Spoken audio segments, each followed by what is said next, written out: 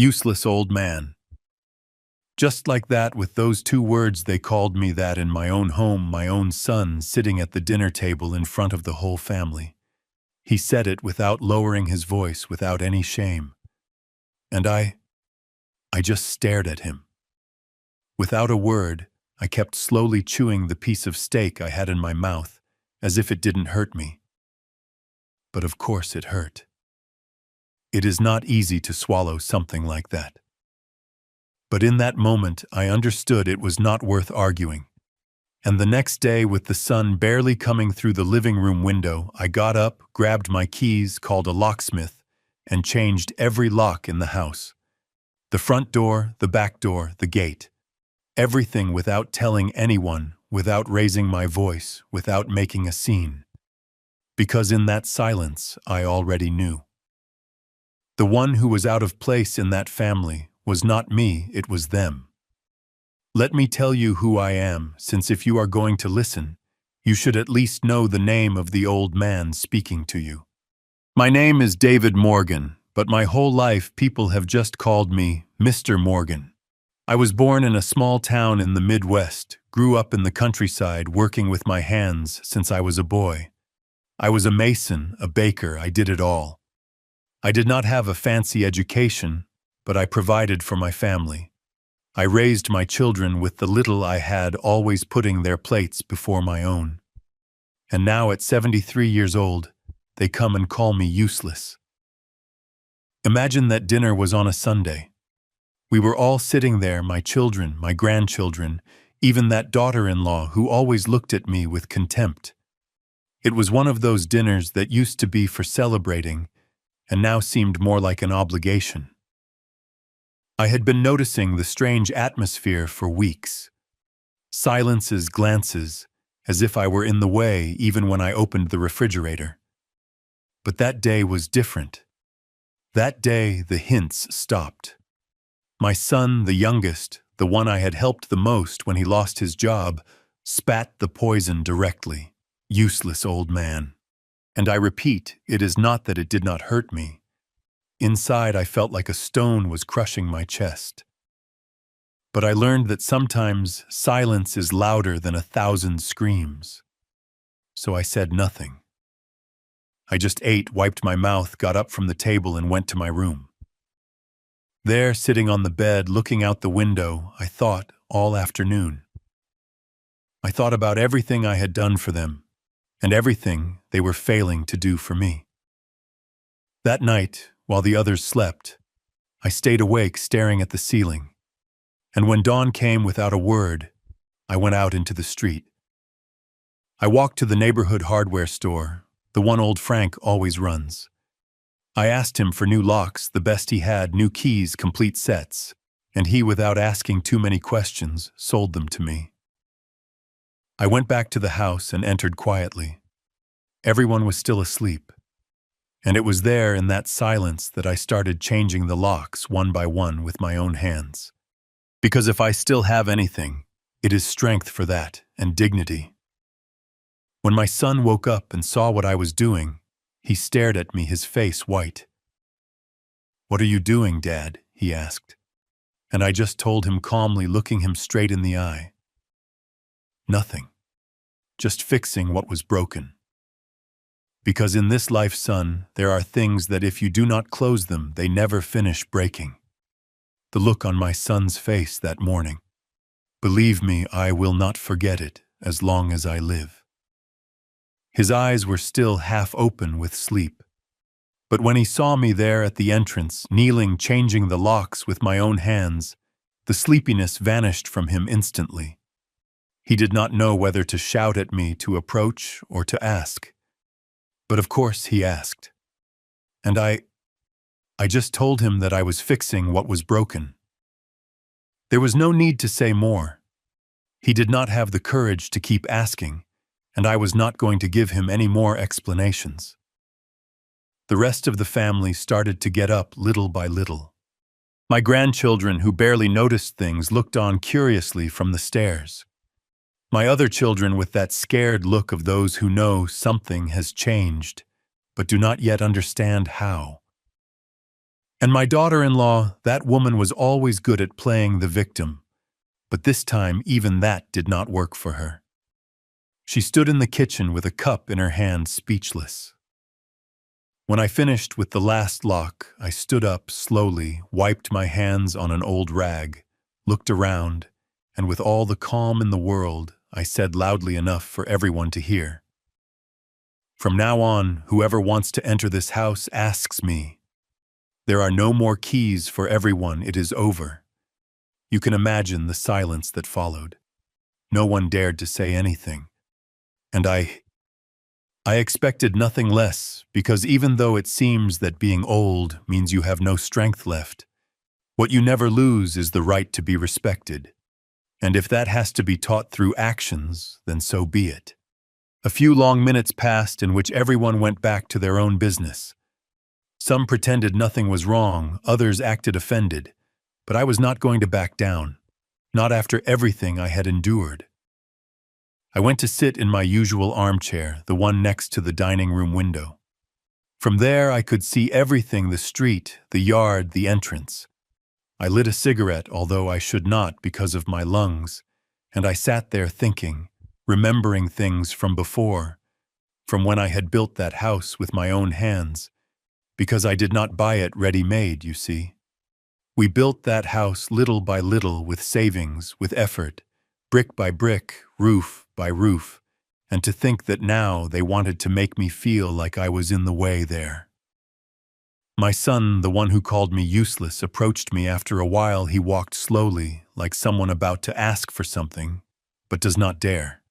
And he said, "Dad, was this really necessary?" I looked at him intently. I spoke with a calm but firm voice. "Do you think I enjoy doing this? Do you think I feel happy changing locks, thinking about who to let in and who not to? No, son, but there are things you do not because you want to, but because you are forced to." He remained silent, and after a few seconds I told him something I had been holding back for a long time. "When you were kids, how many times did I leave you or your brothers outside the house? How many times did I lock the door so you could not get in?" "No, never," he answered, looking down.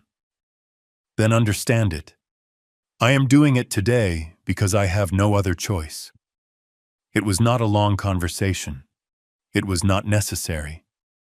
He went back to the others, and I stayed there looking out the window, watching the neighborhood I knew by heart. The same streets, the same faces, only now everything felt different.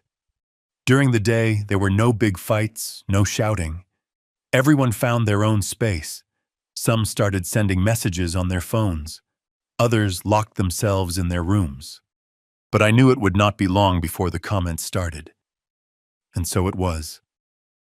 In the afternoon, while I was sweeping the patio, I heard low voices from the kitchen arguing among themselves. What are we going to do now? Has Dad gone crazy? What if he calls a lawyer? Things like that.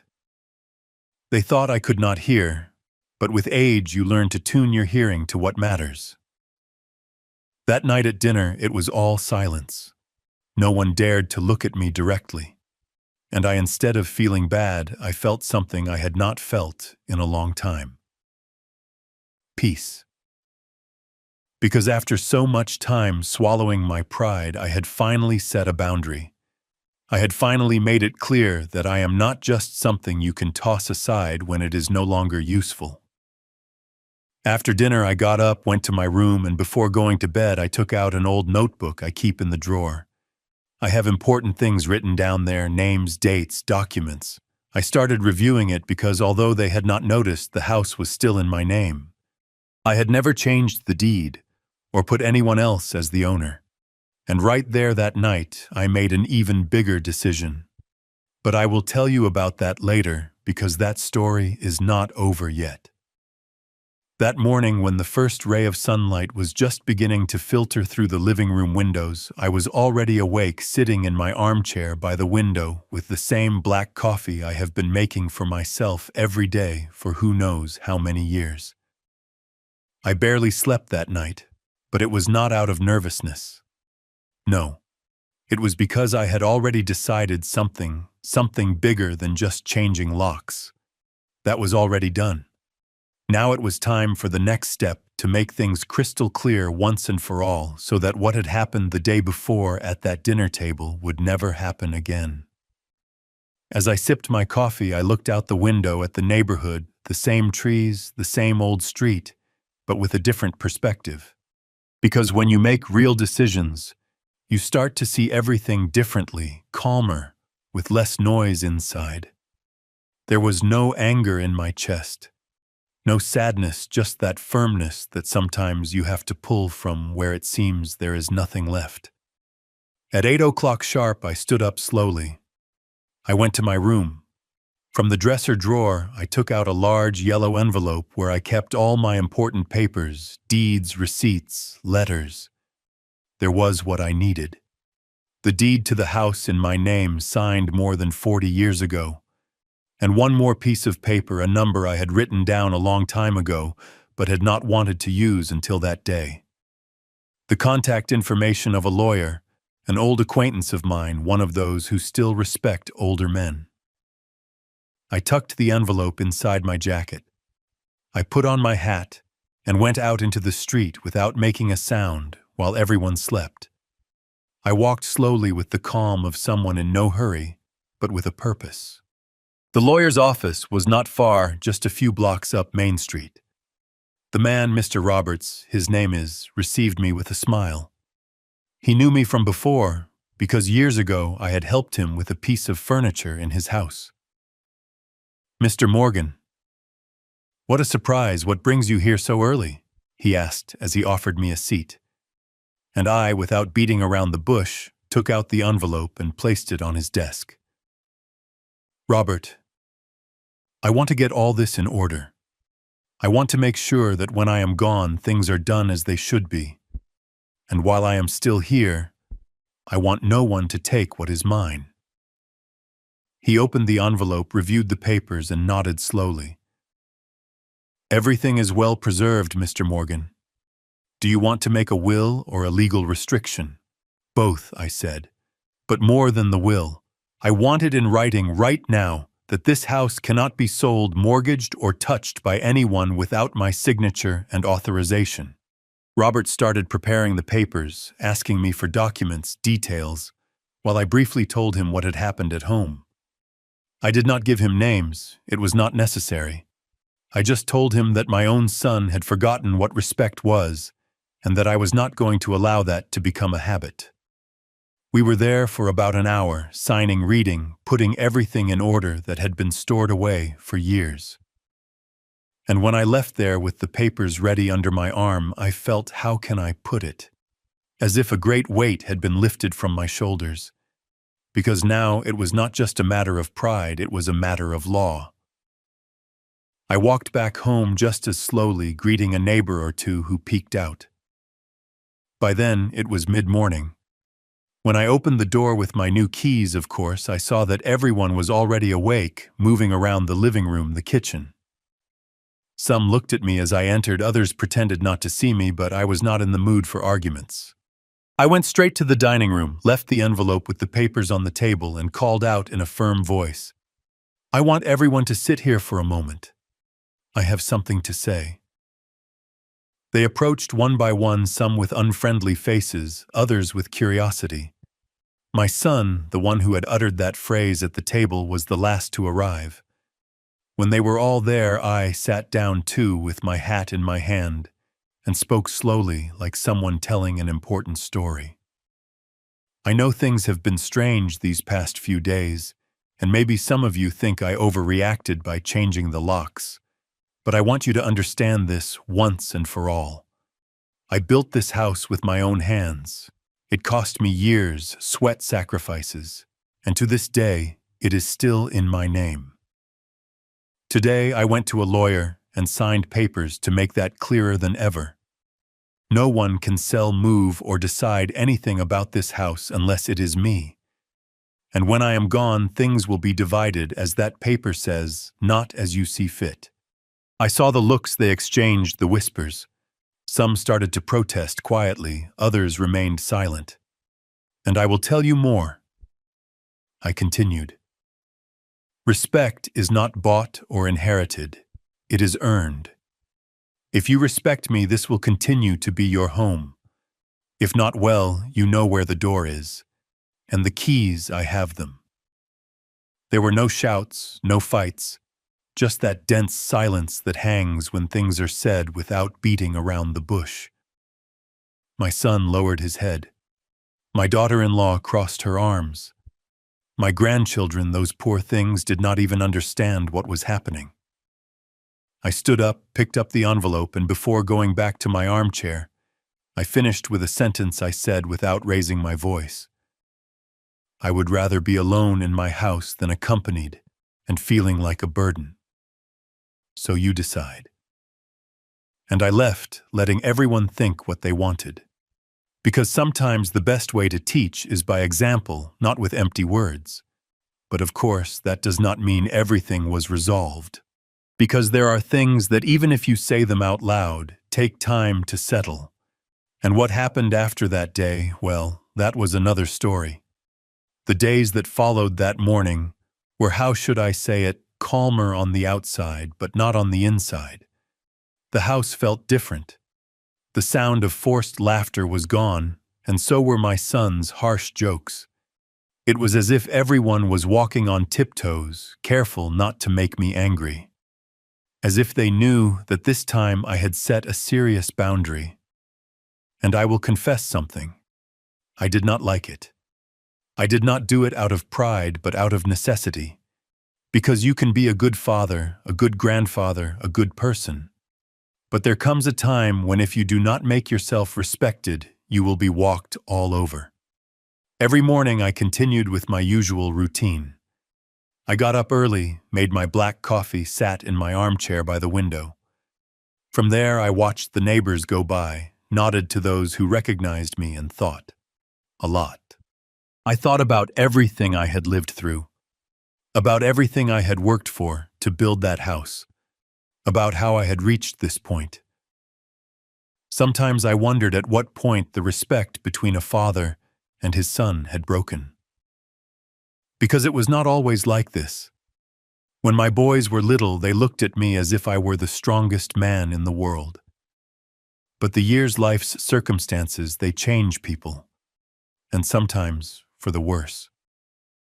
One afternoon, while I was sweeping the patio, my youngest granddaughter approached me.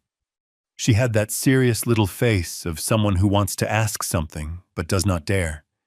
And I, without looking at her directly, kept sweeping and said, "Go on, honey, do not keep it to yourself." She was quiet for a moment. Then she said, "Grandpa, why did you change the keys?"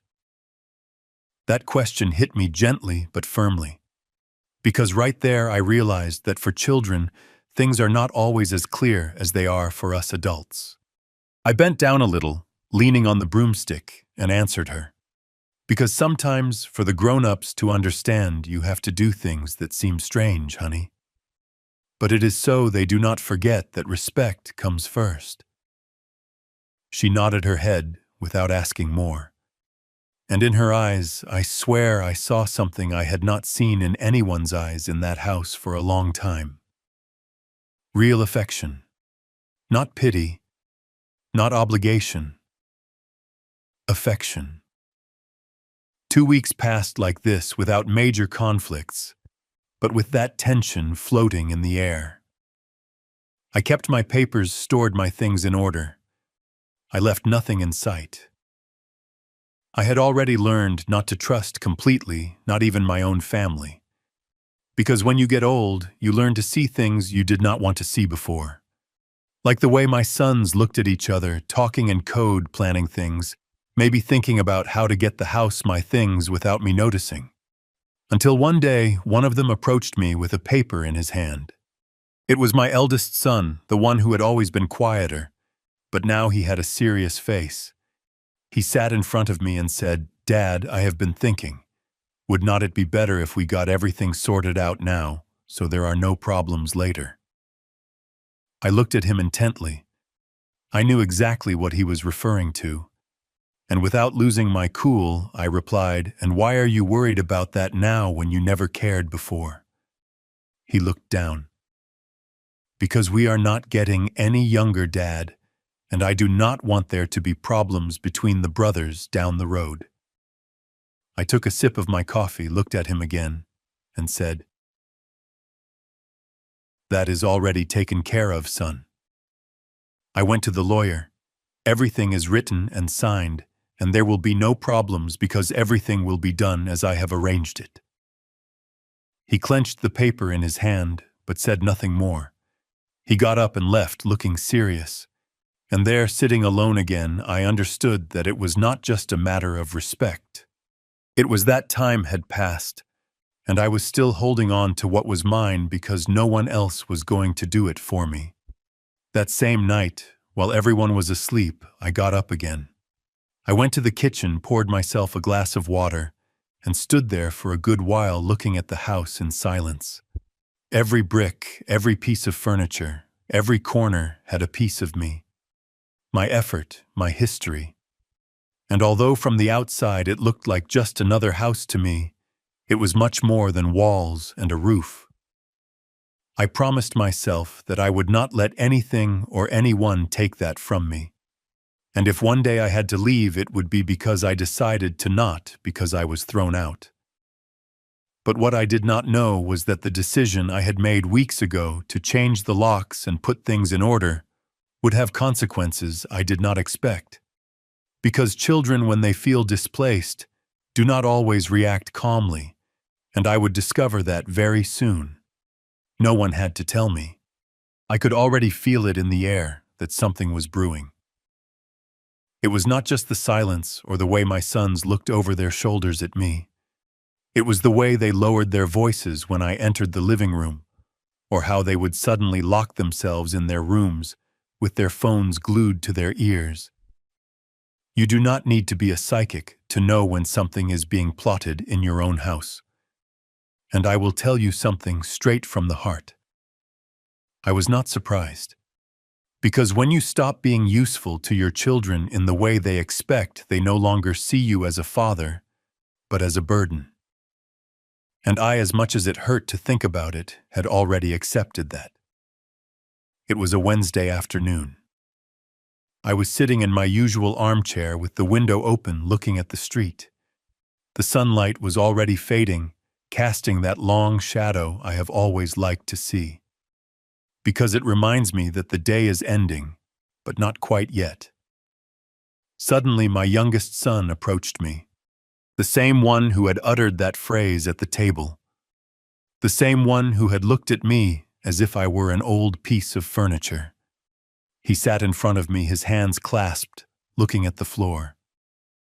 "Dad," he said with that voice people use when they do not know where to start. "My brothers and I have been talking." I did not answer him. I just kept looking out the window as if the matter had nothing to do with me, because I already knew where this was going. "And we think it would be better," he continued, "for you to go to a place where you will be better taken care of, you know. A place for older people where you will have nurses, doctors." Right then I slowly lowered my gaze and faced him, stared at him without rushing, without anger. "A nursing home?" I asked as if I did not know. "It is not because we do not want you here, Dad. It is for your own good," he dared to say, looking up. I stared at him for a long time until I took a deep breath and said with the calmest voice I could muster, "And have you already picked out the place?" He shrugged. He did not expect me to take it like that. "We have been looking at options, yes." In that moment, I understood everything. It was not just about getting me out of the way. It was about paperwork, money, about taking what was mine. And I thought, if they think I am just going to leave this house like it is nothing, they do not know me, but I did not say anything more. I stood up slowly from my armchair with my usual calm and went to the kitchen. I opened the drawer where I kept the new keys, the ones only I had. I looked at them for a second, felt their weight in my hand, and put them back. I knew the time to act was approaching. I did not have dinner with them that night. I closed my bedroom door and stayed there in silence, thinking, remembering things. From the day I laid the first brick of that house to the day I saw each of my children born, I wondered if I had ever been unfair to them, if they had lacked anything, and I always came to the same conclusion. I did the best I could with what I had. In the morning, when the sun was just beginning to peek out, I got up earlier than usual. I dressed in my light blue shirt, the one I wear for important things, and went for a walk around the neighborhood. I passed by the hardware store, greeted old Frank, and bought a new padlock, a big one, the kind that does not open easily. I returned to the house before they woke up. I locked the door securely, making sure everything was in its place, and I sat down again in my armchair, waiting for them to get up. As they started coming out of their rooms one by one, I saw the surprise on their faces, to see me there dressed ready as if nothing had happened. My youngest son was the first to speak. "Dad, did you think about it?" I nodded slowly. "Yes, I thought about it, and I decided I am not going to any nursing home." He pressed his lips together in annoyance, but before he could say anything else, I raised my hand. And I decided something else, too. I got up from the armchair, took the padlock out of my pocket, and held it up in the air for everyone to see. "From today on, this house will be locked with this. Anyone who does not respect, who does not understand that you do not throw out your father like he is trash leaves and does not come back." There was silence. No one moved. I walked to the door, placed the padlock on the main gate, and locked it. "This is how things are done, sons," I told them as I put the keys in my pocket. Not with shouting, not with insults, but with actions. And there everything fell silent. No one knew what to say. No one dared to argue with me. Because in that moment, they understood that the useless old man still had steady hands to close a door and not open it again. After that morning when I put the padlock on the gate, the atmosphere in the house changed completely. It was no longer just the uncomfortable silence from before. Now there was something more, a tension you could cut with a knife. No one dared to say anything to my face, but I felt the stares. I heard the whispers when I turned my back. My sons were still there, yes, but they walked as if they were stepping on glass, careful not to make me angry. And I, sitting in my usual armchair looking out the window, felt that order had finally been restored where it was needed. It was not revenge on my part. It was not anger. It was respect. And if I had to make everyone feel that this house was still mine so they would remember who built it, then I would do it as many times as necessary. One afternoon, while I was cleaning my old shotgun, the one I keep just for memory, one of my sons approached me. Not the youngest, but the middle one. He sat silently beside me, staring at the floor until he finally spoke. "Dad, I think we crossed the line." I did not answer him right away.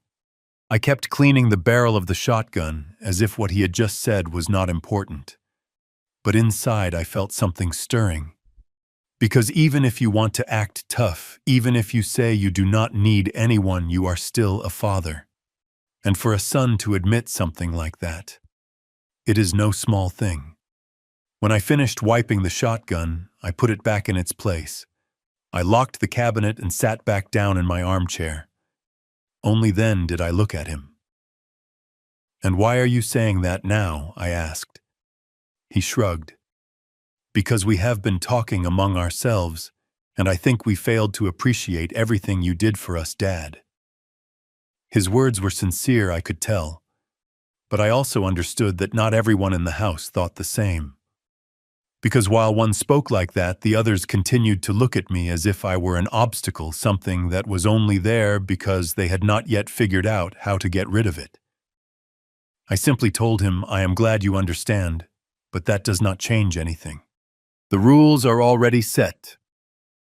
He nodded silently, got up, and left. And I was left alone again, with my coffee beside me, thinking about how I had reached this point. Because it is not easy to grow old and realize you have to set boundaries with your own children. But sometimes it is the only way to keep things from getting out of control.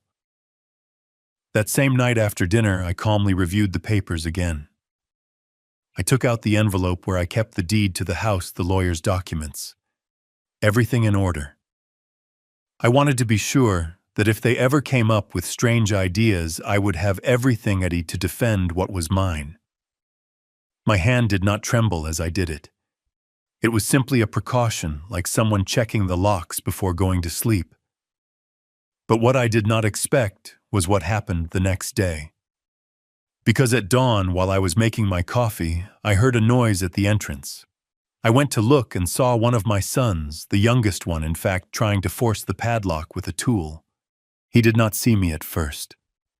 I stood in the kitchen doorway watching, silently waiting. And when he realized I was there, he froze. "What are you doing?" I asked in a low but firm voice. He turned his face tense and did not know what to say at first. "Nothing, Dad. I was just checking." I did not bother listening to the excuse. I approached slowly, my hands in my pockets, and spoke to him face to face, my eyes locked on his. "You do not have to explain. I know what you are doing. And I am going to tell you this only once. Whoever wants to stay here does so by respecting my rules. Whoever does not packs their things and leaves. It is that simple." He lowered his head but said nothing more. He put the tool in his pocket and walked slowly back inside. And I stood there in front of the gate, my heart heavy but my resolve firm. Because sometimes, even if it hurts, you have to show that you are still the master of your own house. That afternoon, I made an even stronger decision. I called the lawyer, Mr. Roberts, again. I asked him to come to the house, that I needed to put everything in writing in an even clearer way. And when he arrived, I explained. I want a notarized affidavit stating that as long as I live, this house is mine, non-transferable, untouchable, and that any attempt to remove me from here or change things without my permission will be considered illegal. Robert took note of everything. He drafted the document right there in the dining room, while my sons watched from the hallway in silence. They knew they could not do anything anymore. We signed the affidavit, my hand steady. And when the lawyer left, I sat back down in my armchair, my head held high. Because that was the final piece I needed to be at peace. But of course, you can never be too careful. And what happened a few days later showed me that even if you put up all the legal barriers, there are things that can only be resolved one way, with character, with presence, with a well-placed word. And that part. You will not imagine that one so easily. Several days passed in which the house remained in that tense silence, as if everyone was waiting to see who would dare to break it first. I continued with my usual routine, getting up early, making my black coffee, sweeping the patio, calmly checking on the plants I had by the window. And although on the outside everything seemed the same, I knew that on the inside something was shifting. Because after what had happened with the padlock and the lawyer, none of my sons had said a word to me directly. But I am not naive, son. You can grow old, you can lose your hair, the strength in your hands, but your mind, if you take care of it, still works. And I noticed their movements, their outings, their calls, the visitors who arrived unannounced and did not greet me, as if I were invisible in my own house. One morning, while I was sitting on the patio dusting off my old radio, I heard my middle son talking on the phone in the kitchen. I did not get closer, but from where I was, I could hear clearly. He was saying something about papers, about getting the process done as soon as possible before things get more complicated for us. And then I confirmed it. They were not going to let things be. No matter how many documents I had signed with the lawyer, they were still looking for a loophole to take what was mine to get me out of my own place. That same afternoon, I decided to do something I had been putting off. I left the house with my keys and the padlock in my pocket and went straight to the town's notary office. I carried the envelope with all my papers, the signed documents. When I arrived, I spoke with the head notary, an older man who knew me from before, from when I had bought the land where the house stood. I explained the situation without embellishments. My sons are trying to find a way to take what is mine, and I want to tie everything up even tighter. I want it in writing that this house belongs to me until the last day I breathe, and that if they try to move a single paper without my permission, they will get into big legal trouble. Mr. Boone, the notary, understood immediately. He had me sign an additional document, a kind of sworn statement, and filed a copy in his office. When I finished, I left there with my mind a little more at ease because it was no longer just about family words. Now the law was on my side in a way that no one could twist. When I returned home, I found everyone gathered in the living room. I do not know if it was a coincidence or if they were already expecting something. I left my papers in my room and sat in my usual armchair. It was then that the youngest stood up and, looking at me with a mixture of nervousness and anger, said loudly, "Dad, we need to talk."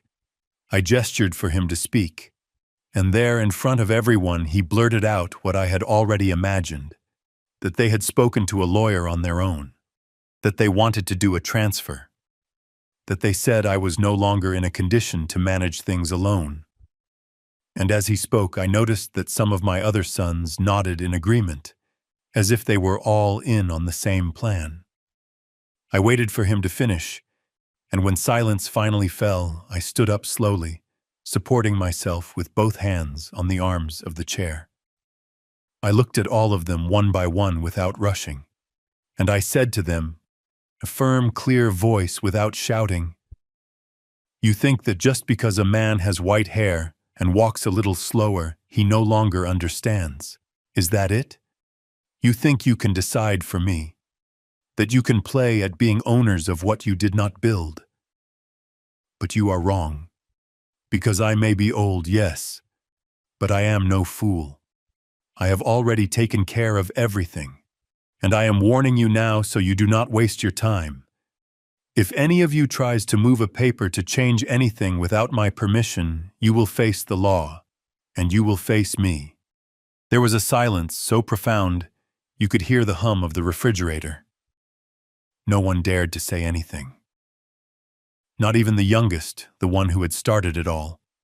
And I, instead of sitting back down, walked to the door, took the padlock from my pocket, and placed it back on the gate, closing it firmly. Then, with the keys in my hand, I turned and added, "From today on, if anyone wants to enter or leave, it will be under my conditions. And whoever does not agree can leave. I am old, yes, but I still have the strength to close this door myself." And so I did. I left the house locked from the inside with the padlock on. I sat back in my armchair, turned on my radio, and listened to old music while the others dispersed in silence. Because there, in that moment, they understood that Grandpa, the useless old man, was still in charge of his own house, and that as long as I was alive, no one was going to take from me what was mine. But still, something told me that this story was not over yet, because when pride gets into people's hearts, there is always one more move, and I was ready for whatever came next. After that afternoon, when I made things clear with the padlock on and the key safely in my pocket, I thought that maybe, just maybe, things would calm down. That my sons would finally understand once and for all that they could not mess with me anymore, that I was not some old man they could push around. But I was wrong. Because when money is involved, when greed gets into people's hearts, respect does not carry the same weight. And let me tell you something. No matter how you raised them, fed them, took them to the doctor. When they were kids, sometimes children forget. They forget quickly. It was a Thursday morning. I remember it well because on Thursdays I always like to clean the patio. That day I was sweeping with the sun still low when I heard a strange noise outside at the gate. At first I thought it was the wind, but no. I approached slowly and saw a man, one who was not family, forcing the padlock with a tool. A stranger, young, with a cap and dark glasses. He had not seen me. I stood there watching him from the porch until he looked up and froze when he saw me standing there with the broom in my hand. "Who are you?" I asked without raising my voice. The man did not answer. He dropped the tool, took a step back, and at that moment I saw my youngest son emerge from the side of the house. I saw him clearly, his face pale, looking at me as if I had caught him in the middle of a sin. "What is going on here?" I asked again, this time looking directly at my son. He hesitated, scratched the back of his neck, and finally blurted out nervously, "He is a friend. He just came to help me change the padlock." That is when I understood everything. He was not a friend or anything like it. He had brought him to try to kick me out of my own house, to break the padlock and enter without my permission. And let me tell you something, son. At that moment I felt something in my chest. It was not sadness, not anger. It was a cold certainty, the kind that hurts but you do not cry over. "So this is what we have come to," I said without moving. "Bringing strangers to your own father's house to force a door." He lowered his head. The man left quickly, almost running, leaving the tool on the ground. I bent down, picked it up calmly, and handed it to my son. "Take this," I said, "and listen to me closely. The next time you try something like this, I am not going to talk. I am going to call the police, and that will be the end of it."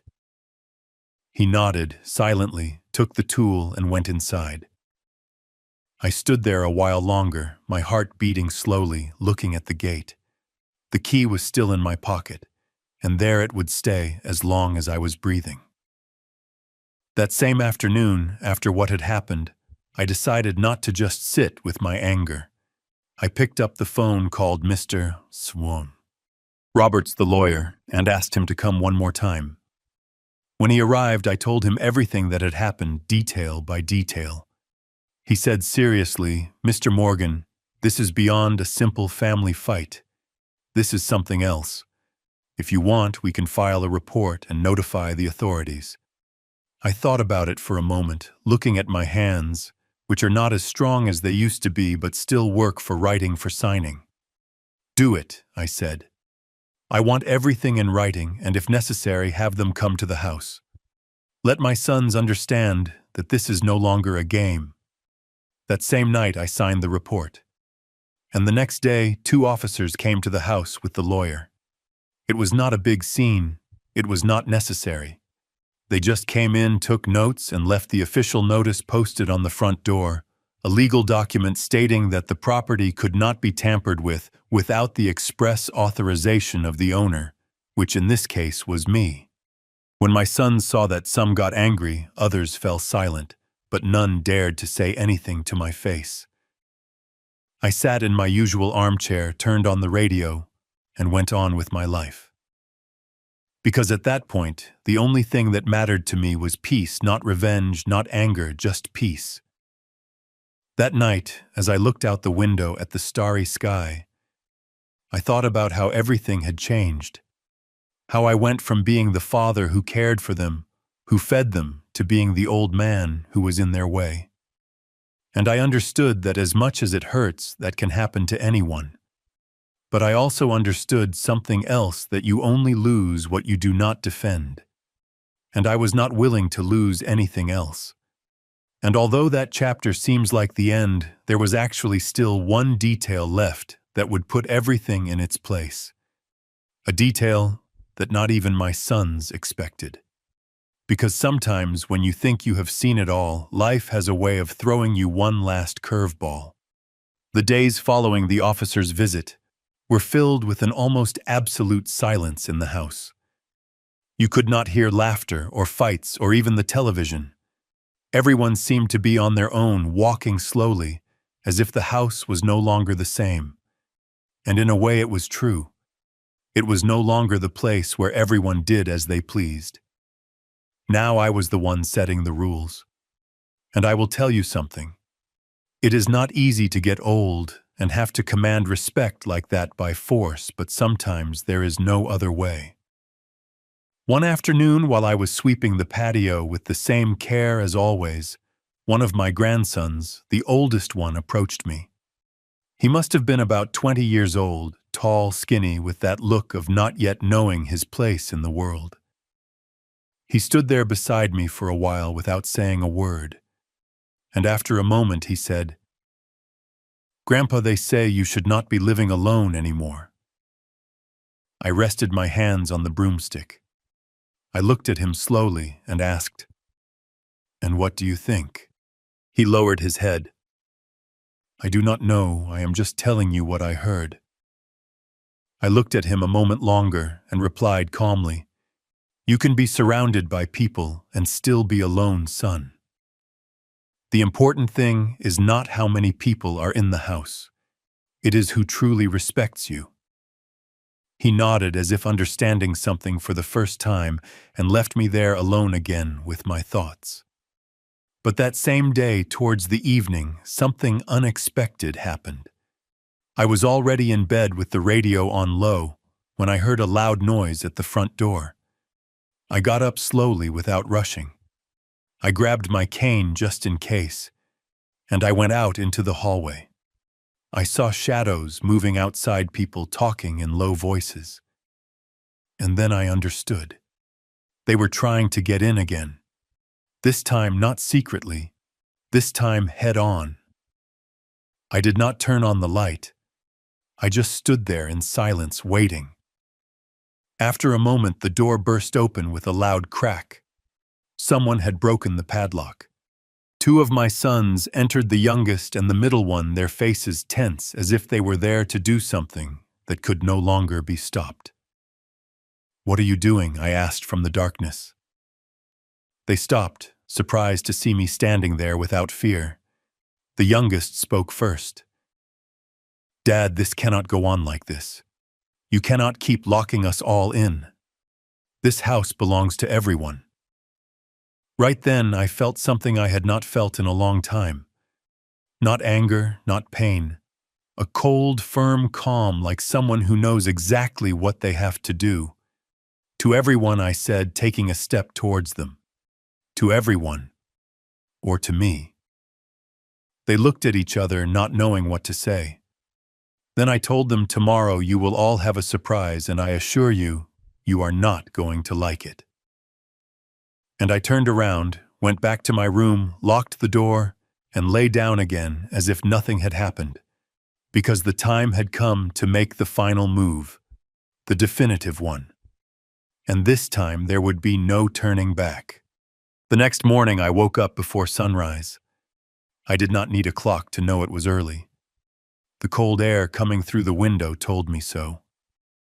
I sat on the edge of the bed, placed my feet calmly on the floor, and before getting up, I opened the drawer where I kept the keys and the envelope with the lawyer's papers.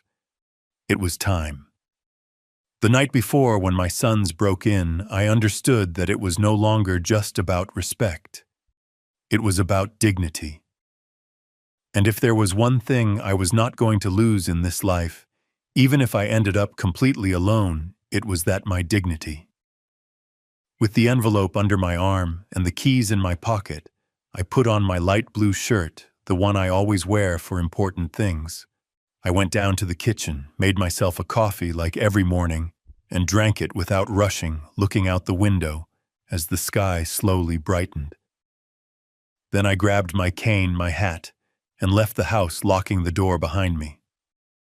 This time I did not go to the hardware store or the notary's office. I went straight to the county recorder's office. There, with the lawyer waiting for me, we signed the papers he had already prepared the day before. The official sale of the house. But not to my sons, not to anyone in the family. To an outside buyer, a trusted man of Mr. Roberts, who paid fair market value and had no interest in living there. Only in the land in the investment. When everything was signed and sealed, I left there with a peaceful heart.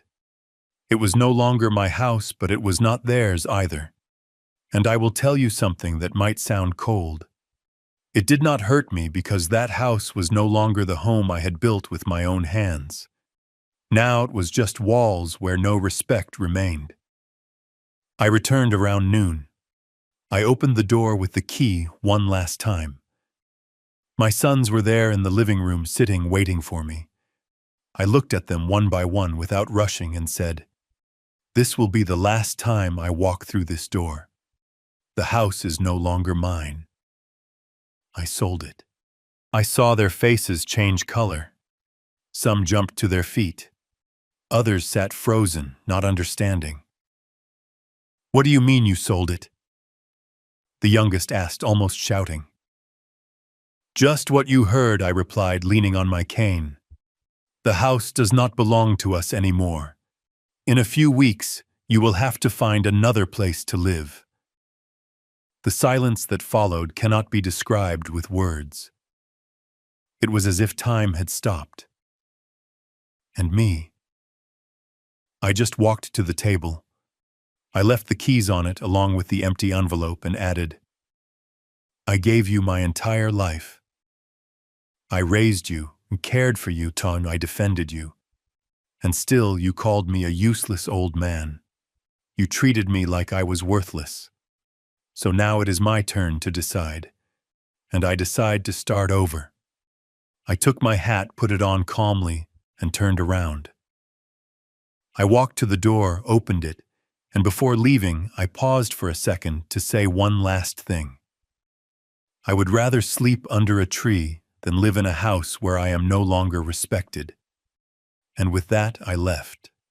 I walked slowly down the street without looking back. I knew it was the end of one story and the beginning of another. Because it is never too late to rewrite your own path, even with a cane in one hand and a slightly tired heart.